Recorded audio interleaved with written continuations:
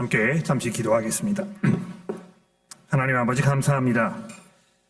이렇게 교회로 저희를 불러 모아주시고 하나님의 말씀을 듣게 하셨으니 이 시간 주의 성령께서 저희를 인도하셔서 저희들에게 복된 시간이 되게 도와주시기를 예수 그리스도의 이름으로 간절히 기도합니다. 아멘. 지난 한 주 동안 여러분 잘 계셨습니까? 근데 지금까지 일어났던 일들을 돌아보면 잘 있기가 굉장히 어려운 그런 한 주가 아니었나 이렇게 생각을 해봅니다. 지난 한 주간 이 세계 모든 언론의 지면을 뒤엎었던 세 가지 큰 사건들이 있었습니다. 이스라엘과 이란의 무력 충돌, 또 인디아 항공기의 추락, 그리고 미국 LA에서 벌어진 그리고 점점 미국 전역으로 확산되어 가고 있는 반 트럼프 시위 사건이 아닌가 생각합니다. 아마 이 사건들은 모두가 우리가 살고 있는 이 세상이 얼마나 위험하고 위태롭게 그지없는 이 초긴장 상태의 연속인가를 여실히 보여주는 그런 사건들이었다고 생각을 합니다. 질서가 무너지고 이 격한 감정이 폭발해서 폭력이 난무하고 사람들이 화염에 휩싸여 순식간에 목숨을 잃는 이 끔찍한 일들을 보도하는 사진들이 연일 TV 화면과 신문 지면을 장식하고 있는 것입니다. 오늘 아침에 일어나서 뉴스를 확인해 보니까 미국에서 멜리사 호트먼이라는 민주당 의원이 남편과 함께 자택에서 피살되었고 또 다른 상원 의원 존 호프먼 의원이 부인과 함께 피격당했다는 소식이 보도가 되었습니다. 이 호주의 시드니나 멜번, 브리스번과 같은 큰 도시에서는 이 머셔리 큰 칼을 말하는 것이죠. 이 머셔리 칼로 무장한 청소년들이 행인을 공격하거나 주택에 무단 침입해서 강도질을 저지르는가 하면 이 조직 폭력배들의 세력 싸움과 연일 이어지는 보복 행위로 인해서 일반 시민들의 생명이 심각한 위협을 받는 일들이 반복되고 있습니다. 지금은 서서히 안정세에 들어가고 있는 것처럼 보입니다만 한국도 그동안 걷잡을 수 없는 정치적 혼란과 불안함 속에 계속 있었습니다. 그런데 이런 일들이 지난 한 주에만 일어난 것이 아니고 너무 자주 반복이 되어서 일어나기 때문에 어쩌면 우리가 이제 이런 일들에 면역력이 생겨서 그냥 그런가 보다 하고 대수롭지 않게 이렇게 넘어가는 그런 상황이 아닌가 생각이 되기도 합니다. 그런데 여러분 생각해 보십시오. 이런 것은 그냥 빙산의 일각에 불과하지 않습니까? 우리 모두의 삶 속에 어두에 드리워진 이 어두운 그림자를 생각해 보십시오. 육신의 질병이나 마음의 병, 관계의 어려움이나 또는 재정적 어려움 등은 물론이고 이 마음속 깊이 자리하고 있는 소망과 바람들이 이루어지지 않은 채 계속 숙제로 남아있기 때문에 느끼는 이 공허함과 불안함은 도무지 수그러들 기미조차 보이지 않는 것처럼 느껴지지 않습니까? 이런 시점에서 오늘 아침에 우리가 사무엘상 16장의 말씀을 깊이 묵상해보고 특히 이 말씀 속에 나타나는 이 하나님의 나라와 그 나라를 통해서 누릴 수 있는 이 하나님의 은혜를 돌아보는 일은 너무 다행스럽고 감사한 하나님의 섭리가 아닌가 이렇게 생각을 해봅니다. 이 돌아가는 나라 안팎의 정세는 물론이고 우리 모두가 개인적으로 크고 작은 염려 속에서 하나님의 도움의 손길을 기도할 수밖에 없는 이런 형편이 있기 때문에 오늘 본문 속에 담겨있는 이 하나님의 나라에 관한 사실들이 더욱더 소중하게 여러분과 저의 마음속에 다가오는 것 같습니다. 우리 함께 이 본문을 살펴보면서 우리에게 주시는 이 하나님의 은혜를 잠시 살펴보도록 하겠습니다. 오늘 본문 말씀이 사무엘서 16장의 말씀입니다만 오늘은 제가 마가복음 첫 부분을 먼저 잠시 생각해 보려고 합니다. 세례 요한이 체포된 후에 예수께서 갈릴리에서 때가 찼고 하나님의 나라가 가까이 왔으니 회개하고 복음을 믿으라 이렇게 설교하시면서 마침내 하나님의 메시아로서의 사역을 시작하셨다고 마가복음 1장이 우리에게 설명을 해주고 있습니다. 그리고 나서 연이어서 이 하나님의 나라가 자신을 통해서 이 세상에 가까이 왔음을 사람들에게 보여주시기 위하여 예수께서 곧이어 하신 일들을 23절 이하에서 이렇게 설명을 하고 있습니다. 좀 길기는 합니다만 오늘 본문 말씀과 아주 깊은 연관이 있기 때문에 제가 좀 읽어드리도록 해보겠습니다. 마가복음 1장 23절 말씀입니다. 마침 그들이 회당에 더러운 귀신 들린 사람이 있어 소리를 질러 이르되 나사렛 예수여 우리가 당신과 무슨 상관이 있나이까? 우리를 멸하러 왔나이까? 나는 당신이 누구인 줄 아노니 하나님의 거룩한 자니이다. 예수께서 꾸짖어 이르시되 잠잠하고 그 사람에게서 나오라 하시니 더러운 귀신이 그 사람에게 경련을 일으키고 큰 소리를 지르며 나오는지라. 다 놀라 서로 물어 이르되 이는 어쩌미냐? 권위 있는 새 교훈이로다. 더러운 귀신들에게 명한즉 순종하는도다 하더라. 예수의 소문이 온 갈릴리 지방에 퍼지니라. 회당에서 나와 곧 야고보와 요한과 함께 시몬과 안드레의 집에 들어가시니 시몬의 장모가 열병으로 누워 있는지라. 사람이 곧 그 여자에게 대하여 예수께 여짜온데 나아가사 그 손을 잡아 일으키시니 열병이 떠나고 그 여자가 그들에게 수종을 드니라. 저물어 해질 때에 모든 병자와 귀신 들린 자들이 예수께 나오더니 온 동네가 그 문 앞에 모였더라. 예수께서 각종 병든 많은 사람을 고치시며 많은 귀신을 쫓아내시되 귀신이 자기를 알므로 그 말하는 것을 허락하지 아니하시니라. 예수 그리스도의 오심을 통해서 마침내 하나님의 나라의 그 실체가 드러났는데요. 그 나라는 인간의 모든 필요와 인간이 갈구해왔던 모든 소망들이 넘치도록 충족되는, 더 이상 기다림이나 이 불완전 따위는 존재하지 않는 영원한 기쁨과 평화와 안식, 생명이 흘러 넘치는 이런 나라임을 마가가 우리에게 설명해 주고 있는 것입니다. 그런데 이 예수께서 오심을 통해서 우리 삶 속에 이 시작이 된 이 하나님의 나라의 실체를 보고 깨달아서 그 나라의 기쁨과 영광을 누리며 살기 위해서는 그 나라의 실체를 볼 수 있는 특별한 시각이 필요하다는 것입니다. 언젠가는 이 특별한 시각이 있지 않아도 모든 사람들이, 즉 믿음이 있는 사람이든지 그렇지 못한 사람이든지 구별 없이 그 나라의 실체를 명확하게 보게 될 그 날이 분명히 오게 될 것입니다. 그러나 사도 바울이 이 고린도전서 13장 12절에서 말씀한 내용을 들어보십시오. 우리가 지금은 거울로 보는 것 같이 희미하나 그때에는 얼굴과 얼굴을 대하여 볼 것이요. 지금은 내가 부분적이나 그때에는 주께서 나를 아신 것 같이 내가 온전히 알리라, 이렇게 말씀하셨던 것처럼 지금은 우리가 그 나라의 실체를 보기 위해서 이 특별한 시각이 필요하다는 것입니다. 자, 오늘 본문 말씀인 사무엘상 16장 1절에 보시면 하나님께서 사무엘에게 이렇게 말씀하셨습니다. 본문 가지고 계시니까 한번 살펴봐 주십시오. 사무엘상 16장 1절에 보면 내가 이미 사울을 버려 이스라엘 왕이 되지 못하게 하였거늘 내가 그를 위하여 언제까지 슬퍼하겠느냐. 너는 뿔에 기름을 채워 가지고 가라. 내가 너를 베들레헴 사람 이새에게 보내리니 이는 내가 그 아들 중에서 한 왕을 보았느니라. 하나님께서는 사람이 보지 못하는 것을 보실 수 있으신 것입니다. 사람이 자신의 눈으로 보았을 때 우리를 다스리기에 적합한 인물이라고 생각되었던 사울은 그 모든 예상을 깨뜨리고 철저한 실패작으로 전락하지 않았습니까? 생각해 보십시오. 이 민주주의가 지금까지 인간이 고안해낸 가장 최선의 정치 구조라는 말에 제가 동의합니다만, 동시에 우리는 이 민주주의의 원칙 중에 하나라고 하는, 다른 여러 가지 원칙들이 있습니다만 그 중에 중요한 원칙 중에 하나라고 하는 이 다수의 원칙의 한계를 여러 번 경험하게 되는 것입니다. 많은 사람들이 원한다고 해서 그것이 항상 최상의 선택은 아니라는 것을 몇 번 경험을 통해서 우리가 계속 체험하게 되곤 하는데요. 많은 사람들의 눈에는 옳은 선택으로 보인다고 하여도 하나님의 관점에서 보았을 때 전혀 그렇지 않은 경우가 바로 사울의 경우였다는 것입니다. 교회에서든지 우리가 이런 일을 종종 보게 됩니다. 교회 많은 분들이 이거를 원하신다고 해서 다수의 원칙에 따라서 그것을 따라가는 것이 좋은 경우를 가져올 수도 분명히 있습니다만 그렇지 않은 경우도 있다는 사실을 우리가 외면하지 말아야 할 것입니다.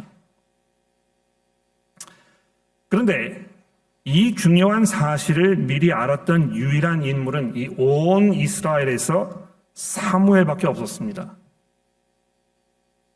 그래서 15장 맨 마지막 절에 어떻게 되었습니까? 사무엘이 죽는 날까지 사울을 다시 가서 보지 않았는데 그 이유는 그가 사울을 위해서 슬퍼하였기 때문이라고 설명하고 있지 않습니까?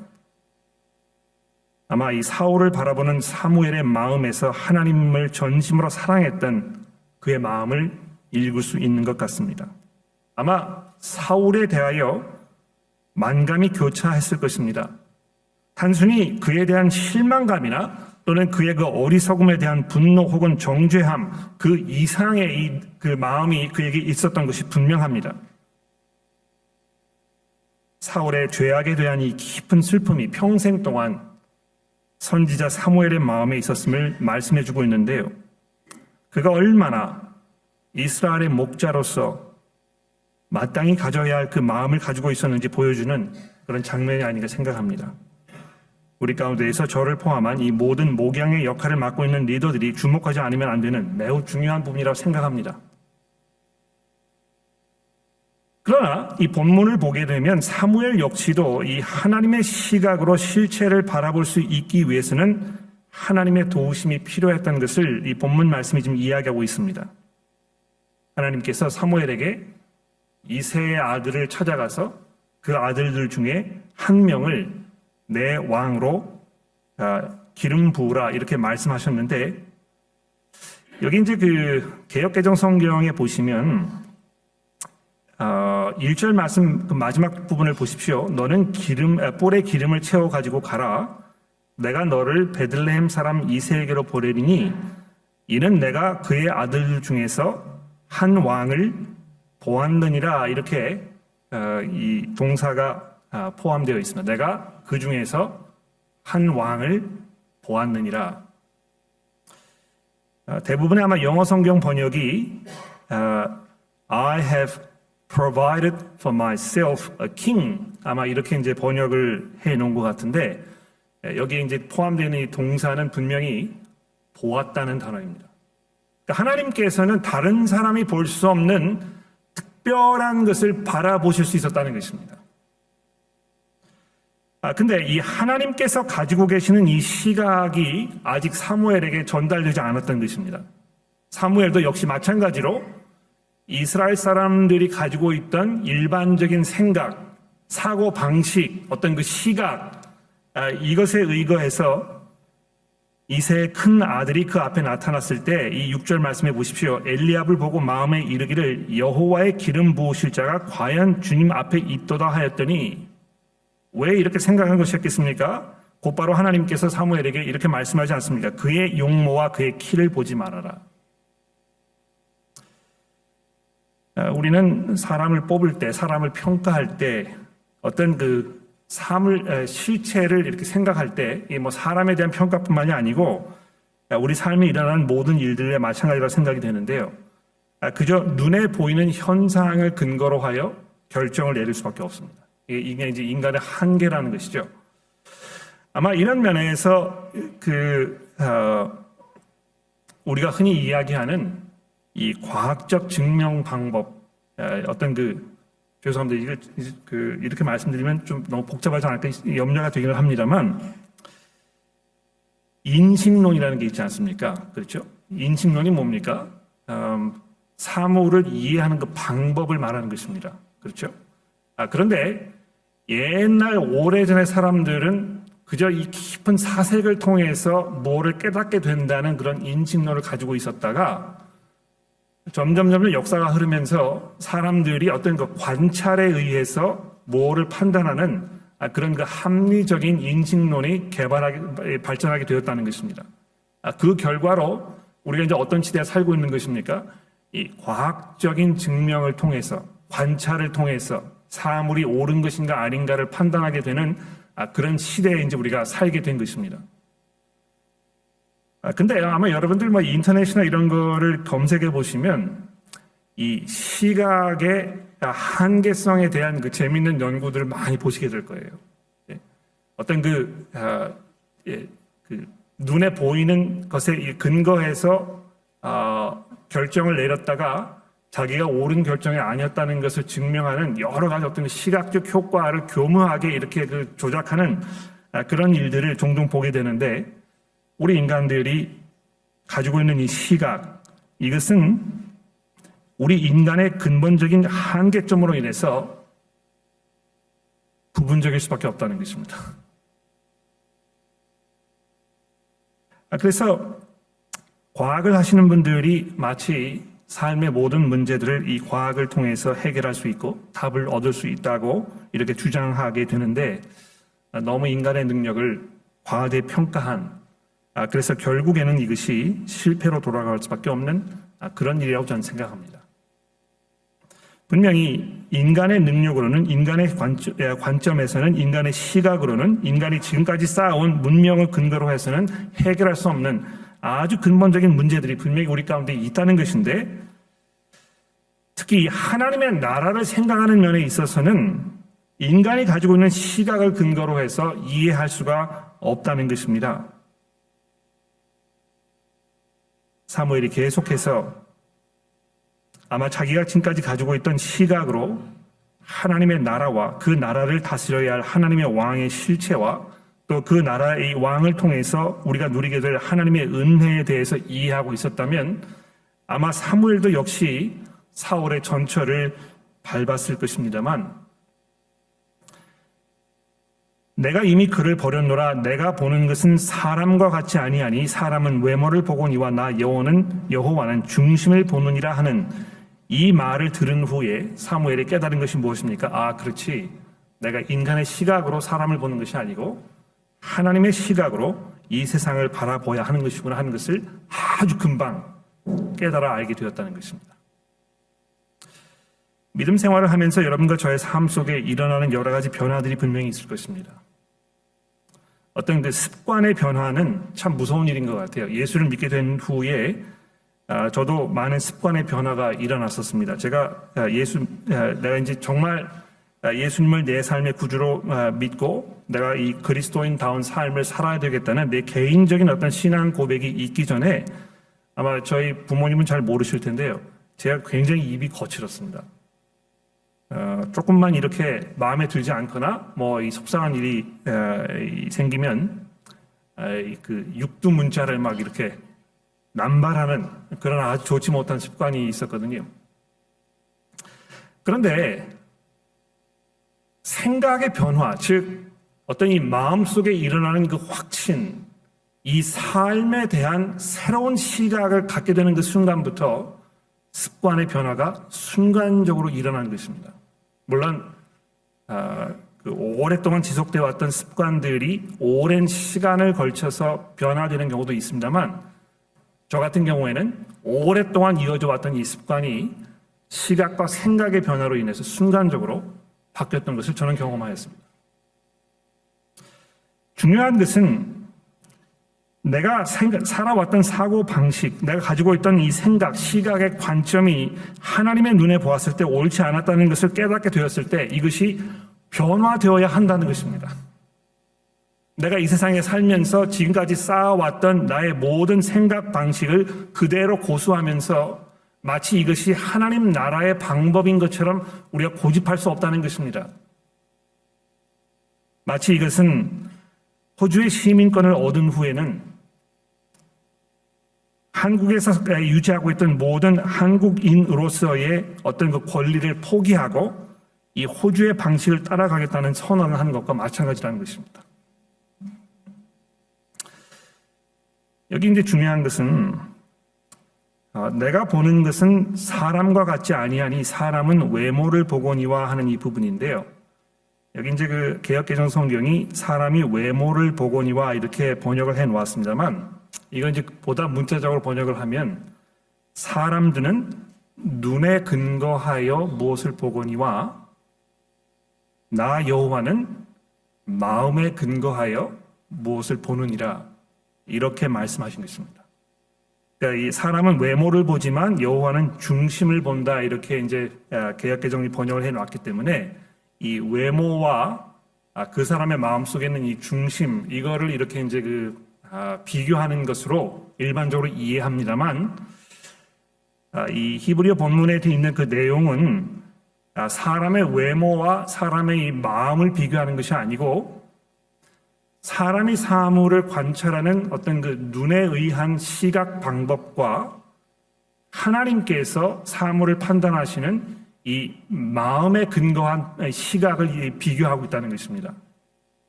그런데 누구의 마음을 말하는 것입니까? 이것은 사람의 마음을 얘기하는 것이 아니고 하나님의 마음을 이야기하고 있다는 것입니다. 여러분 우리의 속담에도 그런 말이 있잖아요. 열길 물속은 우리가 볼 수 있어도 한길 사람의 마음속은 알 수 없다. 그렇죠? 사람의 마음이 그런 것입니다.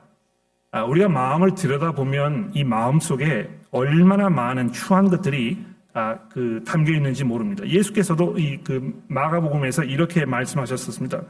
제가 이제 세계호 환영 프로그램에서 지난주에 마가복음에 있는 말씀을 우리가 살펴보았었는데, 예수께서 마가복음 7장에서 사람의 마음에 대하여 이렇게 말씀하셨습니다. 사람에게서 나오는 그것이 사람을 더럽게 하느니라. 속에서 곧 사람의 마음에서 나오는 것은 악한 생각과 음란과 도둑질과 살인과 간음과 탐욕과 악독과 속임과 음탕과 질투와 비방과 교만과 우매함이니 이 모든 악한 것들이 다 마음에서 나와서 사람을 더럽게 하느니라.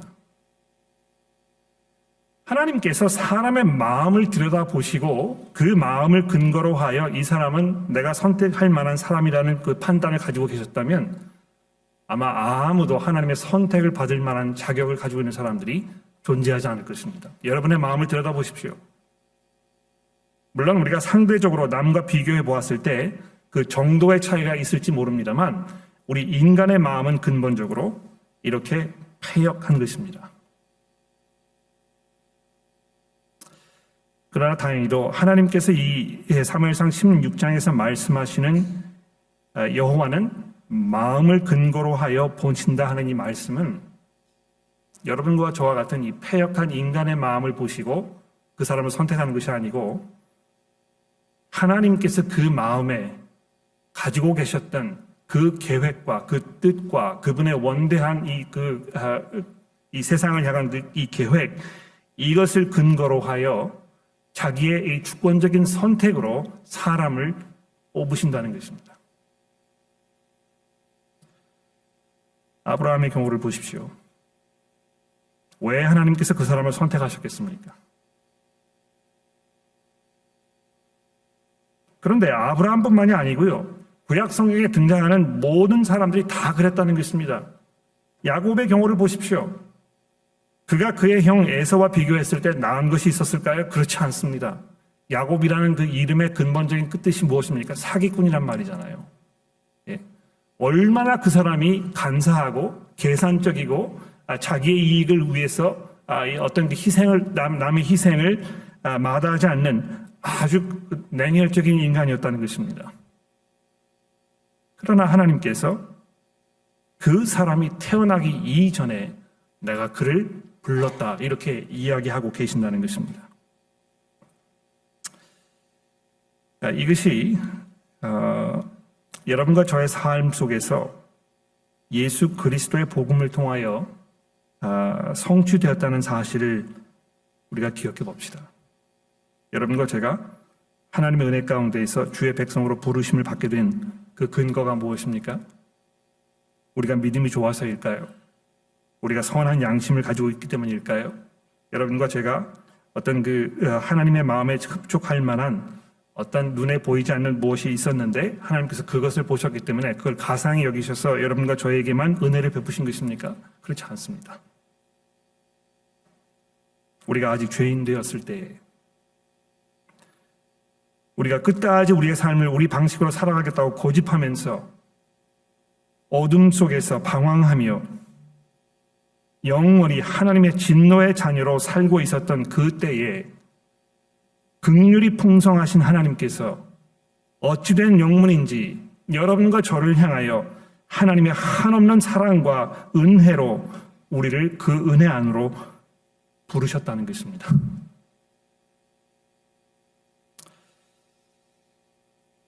그래서 이 본문 말씀이 하나님께서 그것을 바탕으로 하여 하나님께서 택하신 이 왕을 선택하셨다고 말씀하고 있습니다.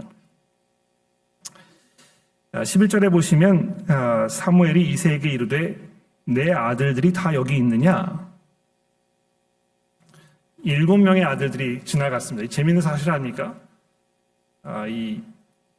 지금까지는 다윗이라는 이름이 언급되지 않았습니다. 그냥 7명의 아들이 있었다고 이렇게 얘기합니다. 예. 다윗은 7명에도 들지 못하는 아주 보잘것없는 아들이었던 것 같아요. 7이라는 숫자가 재밌는 숫자 아닙니까? 그렇죠? 완벽한 숫자라고 우리가 이렇게 알고 있는데 공교롭게도 다윗은 여기 지금 이름이 언급되어 있지 않은데 그저 들에서 양을 지키는 에 불과한 그래서 사무엘이 왔을 때에 아버지인 이새가 그 아들들 다 불러 모았는데 거기에도 낄 만한 어떤 자격이 없는 것처럼 보이는 이런 아들이었다는 것입니다. 그래서 이새가 막내가 남았는데 그는 양을 지키나이다 이렇게 이야기했습니다. 사무엘이 이새에게 이르되 사람을 보내 그를 데리고 오라. 그가 여기 오기까지는 우리가 식사 자리에 앉지 아니하겠노라. 이 사람을 보내 그를 데려오매 그의 빛이 붉고 눈이 빼어나고 얼굴이 아름답더라 이렇게 되어 있습니다. 여기 이제 하나님께서 외모를 보지 않으신다고 해놓고서는 정작 다윗이 나타나니까 외모에 대해서 계속 이야기하고 있는 사실이 재밌지 않습니까? 그렇죠? 근데 제가 이제 다음 주 17장 본문을 살펴볼 때 조금 더 자세하게 설명을 드리겠습니다만 얼굴이 아름답더라 하는 이 번역이 영어 성경에는 handsome 이렇게 되어 있습니다. 근데 여기에 등장해 있는 이 handsome이라는 이 단어와 요셉이 보디발 장군의 집에 들어가서 그 보디발 장군의 아내의 눈에 보였던 그 사람에 대한 그 평가를 얘기한 그 단어, 거기도 이제 handsome이라는 단어가 써 있는데 똑같은 단어라는 것입니다.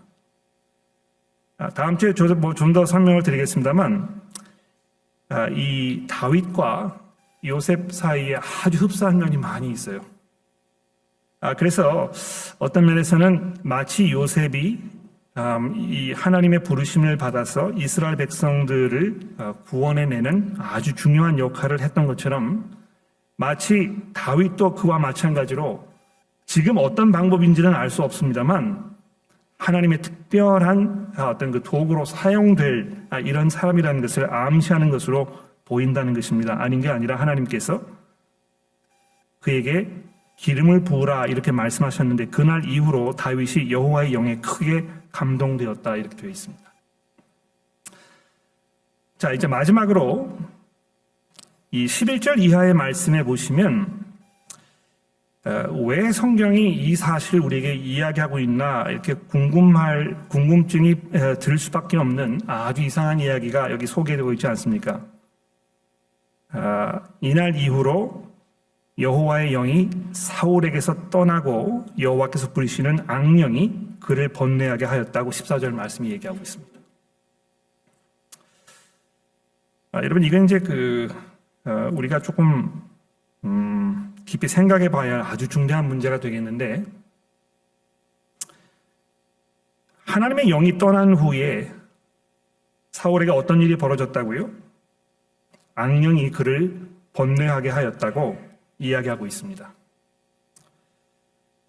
근데 이것이 우리 입장에서 야 이건 무슨 호러 영화를 보는 게 아닌가 이런 생각이 들 수 있을지 모르겠습니다만 사실 분명히 성경이 신구약을 통해서 이 악의 세력, 악령에 대하여 아주 분명하게 이야기하고 있다는 것을 우리가 외면할 수 없습니다. 우리가 이제 현대 문명 속에 살고 있기 때문에 이 영적인 문제에 대해서 깊이 생각하지 않습니다만 사도 바울이 에베소서에 있는 말씀에서 이 세상에 대하여 이야기하고 있는 이 중대한 말씀을 들어보십시오. 죄송합니다. 이게 제가 화면에다 올려드리려고 했는데 이거를 올리지 못해서 아마 여러분이 그냥 들으셔야 될 것 같은데요. 에베소서 2장 1절 말씀에 보면 사도 바울이 이렇게 얘기합니다. 그는 허물과 죄로 죽었던 너희를 살리셨도다. 그때 너희는 그 가운데 행하여 이 세상 풍조를 따르고 공중의 권세 잡은 자를 따랐으니 곧 지금 불순종의 아들 가운데 역사하는 영이라. 전에 우리도 다 그 가운데에서 우리 육체의 욕심을 따라 지내며 육체와 마음에 원하는 것을 하여 다른 이들과 같이 본질상 진노의 자녀였더니. 즉 예수 그리스도 안에 있지 않은 사람, 하나님의 은혜 가운데에서 거듭나 하나님의 백성으로서의 새로운 삶을 살기 시작한 모든 사람들을 제외한 이 세상의 모든 사람들이 세상의 풍조를 따르면서 공중의 권세 잡은 자, 곧 불순종의 아들 가운데 역사하는 그 영, 사탄을 말하는 것입니다. 그 사탄의 영 가운데 지금 사로잡혀 있다고 말씀하고 있다는 것입니다. 마치 이 귀신 들린 사람이 오늘 본문 말씀에 아침 봉독되었던 마가복음에서 1장에도 그렇고 5장 말씀에도 등장하고 있는데요. 그것이 그 사람에게 아주 끔찍한 어떤 그 외형적인 모습으로 표현이 되었습니다만, 신약 성경이 분명히 말씀하고 있는 것은 그 사람을 포함한 세상의 모든 사람들이 악의 세력 가운데에서 사탄의 포로가 되어 거기에서 헤어나올 수 없는 이런 끔찍한 상황 속에 놓여 있었다는 것입니다. 그런데 여러분과 제가 예수 그리스도를 만남으로 인하여 여러분과 제가 이 어둠 가운데에서 들리워내서 구출되어서 하나님의 영원하신 아들의 다스리는 그 빛의 나라 가운데로 들어가게 되었다고 우리에게 선언하고 있지 않습니까? 사울에게서 하나님의 영이 떠난 후에 여호와께서 부리시는 악령이 그를 번뇌하게 하였다는 이 본문 말씀이 구약 성경에서 이야기하는 이 세계관이라는 것입니다. 물론 사울에게는 하나님의 영이 떠난 후에 그 악령이 그를 번뇌하게 하여 모르겠습니다. 어떤 그 정신 질환이 생긴 것이 아닌가 이렇게 이제 짐작을 하게 되는데, 사울에게는 이 사탄의 다스림 가운데 놓여 있는 그의 삶이 이런 방식으로 표출되었습니다만, 모든 사람들이 한 사람도 예외 없이 사탄의 권세 아래서 이렇게 포로된 삶을 살고 있었다는 것입니다. 이제 누군가의 도움을 의지하지 않으면 더 이상 존재할 수 없는 이런 처절하고 절박한 상황 속에 놓여있던 이 사울에게 하나님의 기름을 부음받은 메시아로서의 이제 하나님의 나라를 다스리게 될, 하나님의 백성들을 대표하게 될 이 메시아적인 왕이 나타나서 그를 구원해내는 장면이 오늘 본문 말씀 속에 설명되어 있는 것입니다. 하나님께서 부리시는 악령이 사울에게 이를 때 다윗이 수금을 들고 와서 손으로 탄즉 사울이 상쾌하여 나았고 악령이 그에게서 떠나갔더라. 하나님의 영이 임했을 때 하나님의 백성들을 대적하던 모든 악한 세력들이 물러가는, 그 하나님의 정하신 왕의 다스림 가운데 굴복하는 이 장면이 23절 말씀에 설명되어 있습니다.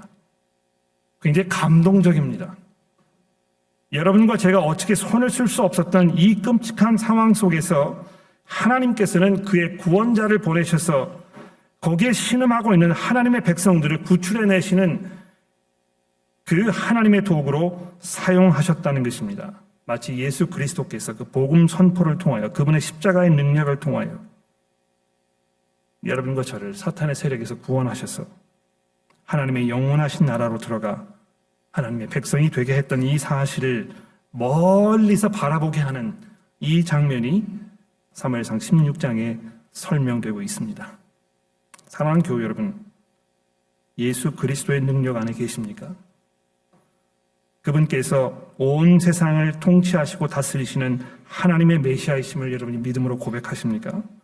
그분 앞에 모든 세력과 모든 권세들이 무릎을 꿇으며 언젠가는 그분을 이 온 세상의 주인으로 시인해야 될 그 날이 오게 될 텐데, 다행히도 여러분과 저는 그 마지막 순간이 이르기 이전에 이미 하나님의 은혜를 통하여 그분을 우리의 참된 메시아로 고백하는 이 은혜의 자리에 들어갈 수 있게 되었다는 것입니다.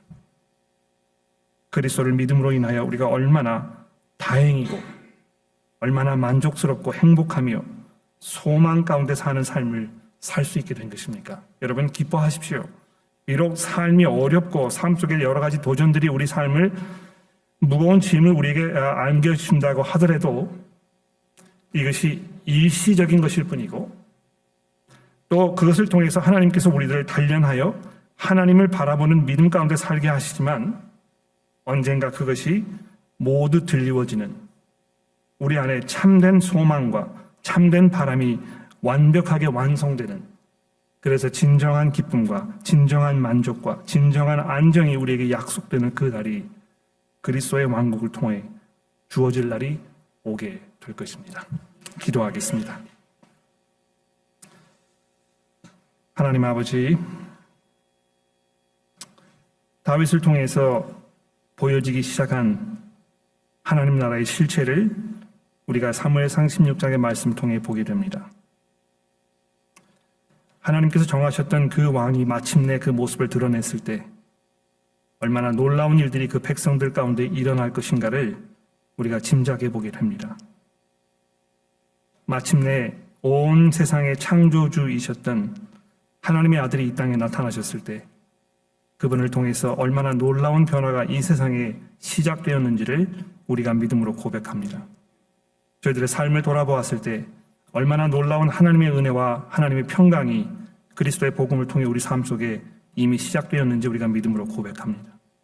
하나님 그 안에서 우리가 기뻐하며 감사하며 찬송하는 삶으로 우리의 삶을 살아가도록 저희를 도와주옵소서. 예수 그리스도의 이름으로 간절히 기도합니다.